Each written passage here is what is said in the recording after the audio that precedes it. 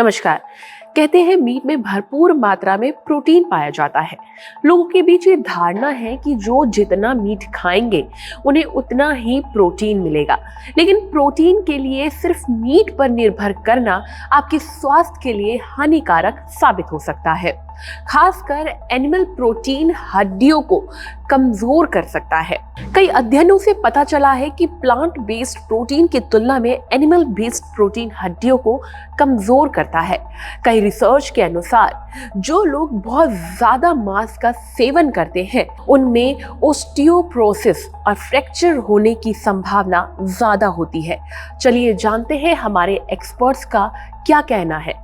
क्या वाकई में मीट का सेवन हमारी हड्डियों पर बुरा असर डाल सकता है? चलिए जानते हैं एक्सपर्ट्स। तो आज हम लोग जिस सब्जेक्ट पे बात करने वाले हैं वो बहुत ही महत्वपूर्ण है। जैसा कि आप सब लोग जानते ही हैं कि रेड मीट या मीट से बोन्स को क्या नुकसान हो सकता है या इन जनरल शरीर पे भी क्या नुकसान हो सकता है। तो जैसा हम जानते हैं कई स्टडीज हुई है चाइना में और कई दूसरी जगह पे भी कई हजार पेशेंट्स पे, जिससे प्रूव हो चुका है कि मीट खाने से ऑस्टियोपोरोसिस, जिसमें कि मतलब हड्डियां जो रहती है वो अंदर से पोरस हो जाती है, वीक हो जाती है और फिर इजीली फ्रैक्चर होने लगती है, जो कि बॉडी की किसी भी जगह को इन्वॉल्व कर सकती है, स्पेशली स्पाइन को इन्वॉल्व करती है। सेकेंडली जॉइंट्स के अंदर इससे आर्थराइटिस, इन्फ्लेमेटरी आर्थराइटिस का इंसिडेंस बढ़ता है। और मीट खाने से दूसरे भी जो साइड इफेक्ट्स होते हैं उसमें obesity, diabetes, coronary heart disease, strokes, मतलब ब्रेन हेमरेज और ये होता है। और सबसे इम्पोर्टेंट कोलोरेक्टल कैंसर्स का इंसिडेंस भी बढ़ता है। तो जैसा कि हमने देखा अभी इसके कई नुकसान हो सकते हैं। तो अब हम जो हमारा सब्जेक्ट है अभी हम उसकी बात करेंगे, ऑस्टियोपोरोसिस या बोन जो वीक होने लगती है। तो आप यदि देख पा रहे हो ये स्पाइन का एक सेगमेंट है जिसमें ये वर्टिब्रा है और बीच में ये डिस्क दिखाई है। आप यदि इसमें देखेंगे तो ये बोन काफी कोलैप्स हुई है।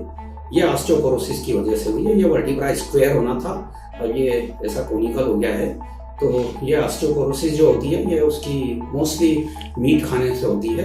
वैसे ही ये जो जॉइंट है, ये जैसे घुटने का जो जॉइंट है हमारा, यदि आप देखेंगे तो इस जॉइंट के अंदर जो कार्टिलेज होता है और जो साइनोवियम होता है जिससे ऑयल सिक्रीट होता है, इन सब में जो डैमेज होता है ये खाने से, जिसको हम आर्थराइटिस बोलते हैं, तो इन्फ्लेमेटरी आर्थराइटिस का इंसिडेंस भी जो है काफ़ी हाई होता है। तो ये जो बोन की वीकनेस होती है या आर्थराइटिस होती है, इसके ट्रीटमेंट की यदि हम बात करें तो एक तो वॉकिंग सबसे ज़्यादा इम्पॉर्टेंट है। 40 से 50 मिनट का यदि हम वॉक करते हैं तो ये ऑस्टियोपोरोसिस के जो इफेक्ट जो होता है अपनी हड्डियों पे वीकनेस का, उसको हम काफ़ी हद तक रिवर्स कर सकते हैं। और काफ़ी अच्छा एक हेल्दी डाइट जिसमें हाई इंटेक ऑफ प्रोटीन और कैल्शियम होना चाहिए। तो कैल्शियम के सोर्सेज के अंदर मिल्क एंड मिल्क प्रोडक्ट्स होता है, पनीर होता है, फ्रूट्स होते हैं, ड्राई फ्रूट्स भी होते हैं। और प्रोटीन के सोर्सेज के अंदर दालें होती है, पीज होती हैं, पनीर होता है। तो ये काफ़ी चीज़ें हैं जो कि मीट का एक सब्स्टिट्यूट हो सकते हैं। तो मेरा यही एक सबमिशन था कि मीट से जो बोन्स पे जो ये नुकसान होते हैं उसको हम सब्स्टिट्यूट कर सकते हैं और बोन्स पे होने वाले इस वीकनेस के इफेक्ट को हम न्यूट्रलाइज कर सकते हैं।